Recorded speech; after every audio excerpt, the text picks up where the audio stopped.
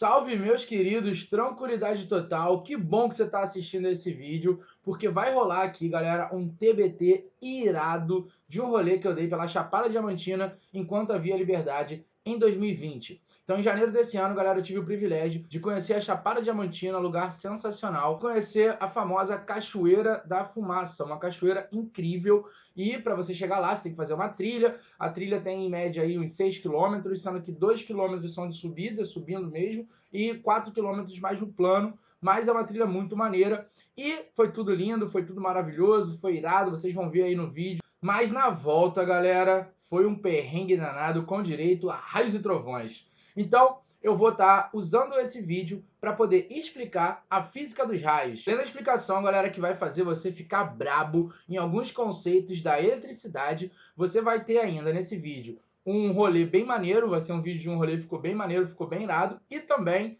curiosidades sobre raio. Então fica comigo até o final desse vídeo, galera, para não perder nada. E para valorizar esse trabalho, galera, que eu faço com o maior carinho aí para vocês, peço seu like, sua curtida, seu comentário, que isso ajuda muito pra gente que está criando conteúdo aqui na internet. E é claro, inscreva-se no canal, ativa a notificação do sininho. Sem mais delongas, vambora pra ação!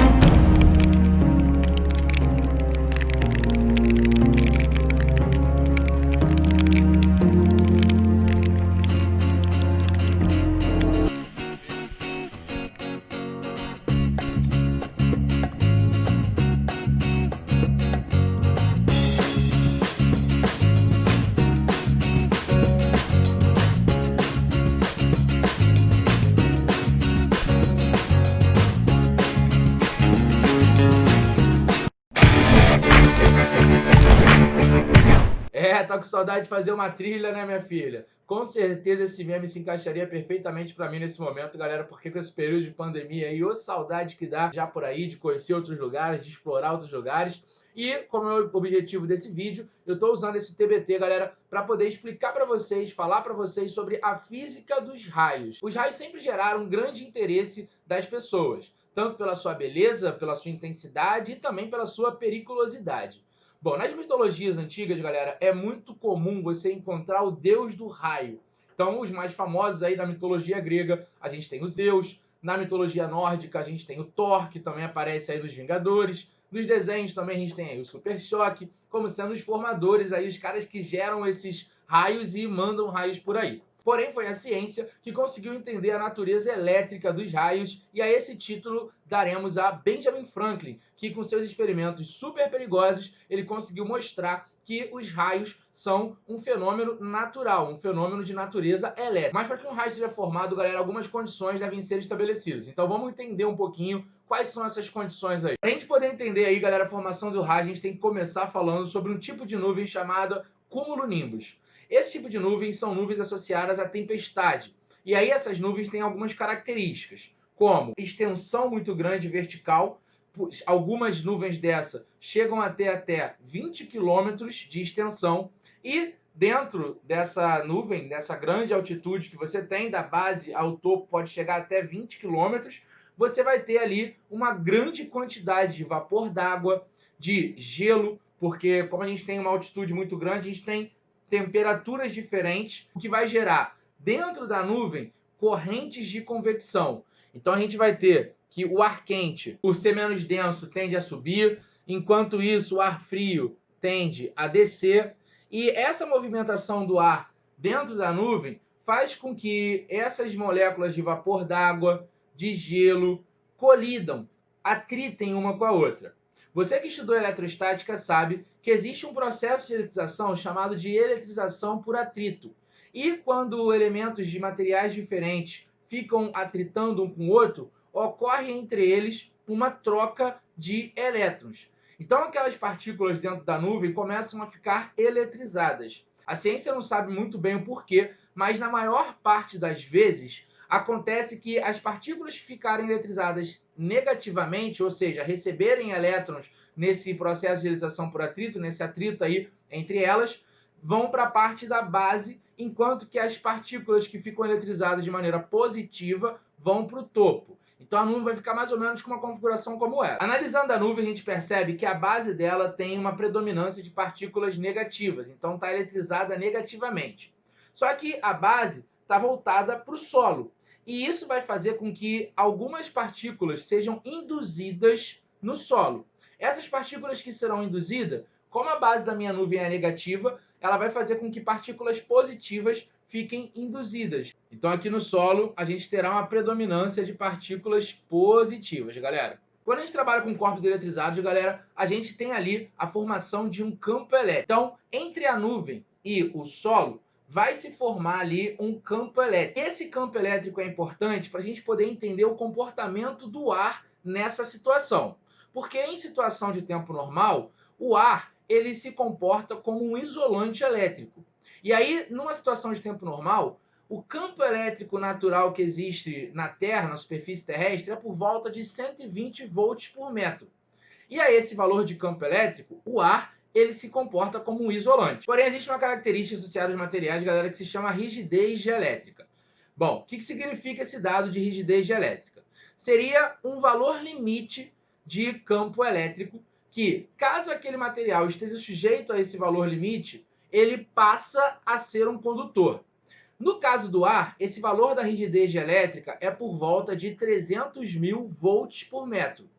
E na condição de tempo normal, como ali o campo elétrico que a gente tem aí normalmente está em volta de 120 volts por metro, esse valor é bem menor do que esse valor máximo. Então, significa dizer que na situação normal o ar é um isolante. Bom, mas quando você tem a formação de grandes nuvens de tempestade, você vai fazer com que essas nuvens induzam cargas na superfície terrestre e esse campo elétrico entre nuvem e solo, ele vai aumentando, vai aumentando, vai aumentando. E quando ele chega a valores próximos ali a de 100 mil volts por metro, ele já é capaz de quebrar essa rigidez elétrica do ar. Então, o ar que antes, em situações normais, se comporta como um isolante, quando a gente quebra essa rigidez, quando ele fica submetido a um alto campo elétrico, ele passa a se tornar um condutor elétrico. A formação do raio, galera, vai acontecer da seguinte maneira. Então, o ar ele vai se tornando condutor. Então, primeiro ocorre uma descarga chamada de descarga piloto,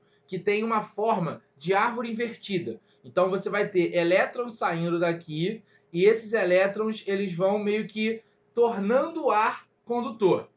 Depois dessa descarga piloto, o ar ele já está mais ionizado, ele já está conseguindo carregar e transportar mais essas cargas elétricas. A gente vai ter ali uma carga principal, que vai fazer com que você tenha o efeito luminoso do raio. Então, o ar já está um condutor, você elevou esse campo elétrico de forma muito alta e isso consegue fazer com que os elétrons migrem, no caso da nuvem, para o solo. E aí você vai ter um raio, uma descarga, e o nome dessa descarga é nuvem solo, beleza? Bom, quando a gente tem um raio, o raio ele significa a descarga elétrica. Então vai haver movimentos de elétrons da nuvem para o solo, e o nome dessa descarga chamamos de raio. Porém, quando um raio ele é formado, você vai ter uma grande luminosidade, e o efeito luminoso chamamos de relâmpago.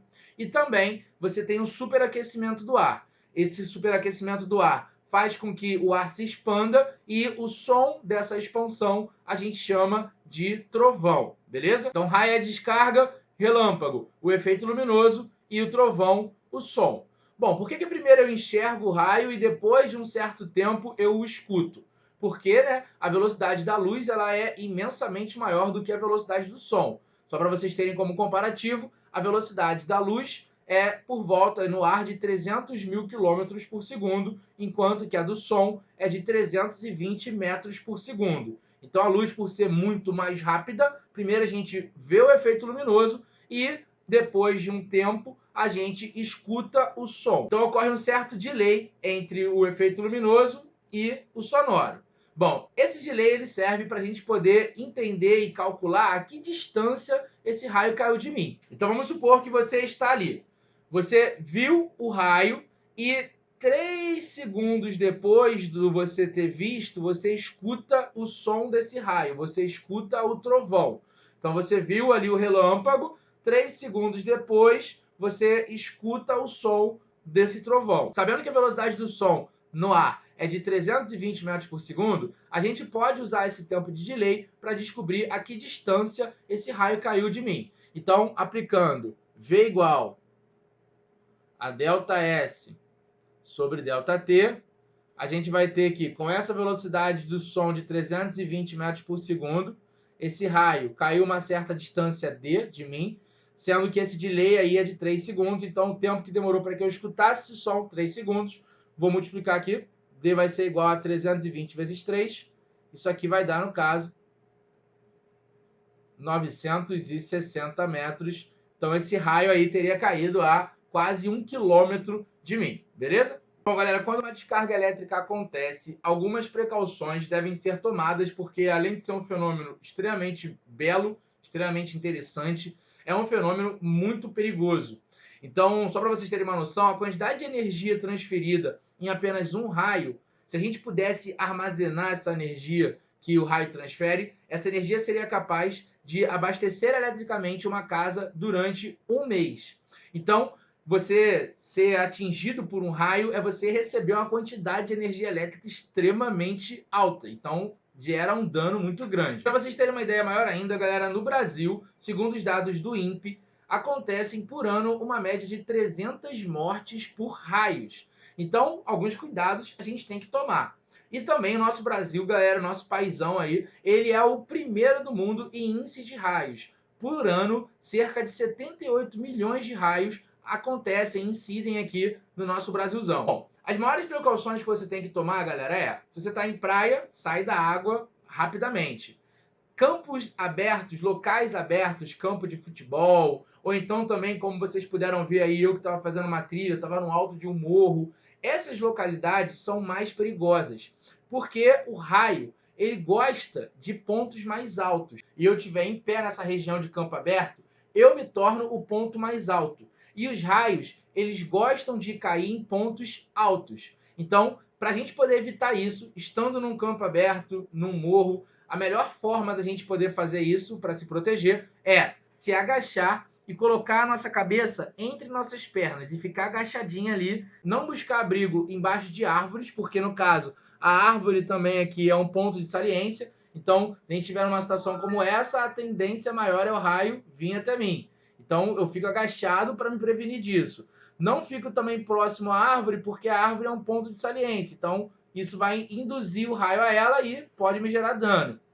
Estando em locais de cidade, galera, é mais tranquilo, porque na cidade a gente tem prédios e, por lei, os prédios eles precisam colocar ali para-raios. Então, o para-raio ele serve justamente para chamar o raio e proteger, assim, a residência, a estrutura. Bom, mas já aconteceu casos de pessoas dentro de casa serem atingidas por raios. E aí o cuidado que você tem que ter é o seguinte: ouvir sua mãe. Sua mãe sempre fala, começou a ter raio para tudo quanto é lado, toma, tira as coisas da tomada, porque o caso que acontece em relação a isso, o risco que a gente tem estando dentro de casa é justamente com esse. Então a gente está lá dentro da sua casa, o para-raio, ele tem essa função de chamar o raio para ele. Então você tem aqui pontas, existe uma coisa na eletrostática chamada poder das pontas. Então você vai ter aqui um acúmulo de partículas positivas e vai fazer com que o raio venha para cá. Então ele chama essa descarga para ele. Vem para mim aqui, descarga, e aí, sendo no caso aterrado, aquela descarga, aquele excesso de carga elétrica vai ser escoada para a Terra. Porém, caso o raio atinja a rede elétrica próximo da sua casa, acontece um problema, porque esse acúmulo de carga, essa sobrecarga, ela pode ser transferida pelas redes elétricas. E se você estiver, por exemplo, falando no telefone com o fio, ou então falando com o seu celular enquanto ele carrega, aí você tem um risco, porque você pode receber essa sobrecarga. Então, se por acaso você estiver dentro da sua casa, tranquilo, caso você evite ficar usando aparelhos na tomada, celular que esteja conectado à tomada, telefone de rede de fios. Então, toma cuidado com isso, tá? Mas a estrutura da sua casa te protege devido à presença do para-raio, que é criado justamente para isso, para chamar o raio para ele. Se você estiver na rua, galera, o melhor lugar para você ficar é dentro de um carro, porque o carro, com a sua estrutura metálica, não tem nada a ver com pneu não, tá, galera? Se você ficar do lado de fora, encostado no carro, você vai sofrer a ação do raio. Você tem que estar dentro do carro, porque essa superfície metálica funciona como sendo uma blindagem. A gente chama aí de blindagem eletrostática. E caso o raio ele caia em você, galera, você tá tranquilo em relação a isso, porque estando ali dentro daquele carro com as janelas fechadas, você vai estar protegido. Então toma cuidado, galera, porque é extremamente perigoso. Então, se por acaso você estiver num campo aberto, fica agachado. Se você estiver na rua, busca ficar dentro de um carro ou então dentro da sua casa, mas sem contato com aparelhos que estejam carregando na tomada, porque isso pode te gerar dano e levar até o óbito. Se você estiver na praia também, sai da água rapidamente, tá? Busca abrigo dentro de um carro, porque é a melhor maneira para você se proteger desses raios, beleza? Bom, além disso aí da proteção, existem umas curiosidades aí sobre os tipos de raios. Vamos dar uma olhada? Bom, galera, não ocorre formação de raios apenas da nuvem para o solo.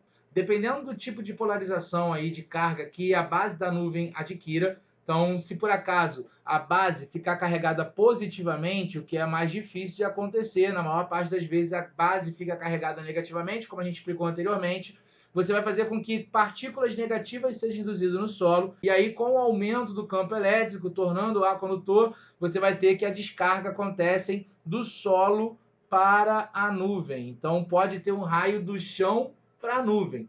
Pode ter raios também dentro de uma própria nuvem. Então, se o campo elétrico estiver muito intenso aí dentro da nuvem, você vai ter o raio formando-se dentro da própria nuvem ou então entre nuvens. Então, dentro da própria nuvem é chamado de raio intranuvem e entre nuvens ele é chamado de internuvem. Então, no caso aqui, você tem aqui uma nuvem do lado da outra, você vai ter um grande campo elétrico entre elas, o que vai fazer com que uma descarga elétrica aconteça. Repara que o movimento é do negativo para o positivo, porque ali você tem a transferência de elétrons entre um corpo e outro, beleza? Bom, galera, muito obrigado por ter ficado até o final desse vídeo. Espero que esse vídeo ele faça com que você compreenda mais a formação de raios e também que te inspire a conhecer a Chapada Diamantina, um lugar sensacional. Se por acaso também, galera, um dia estiver passando por um perrengue em relação a raios, tenta lembrar desses bizus que eu passei aí para que nada aconteça com você. Também, galera, é claro, deixe aí seu comentário, seu like, seu compartilhamento, eles ajudam demais essa publicação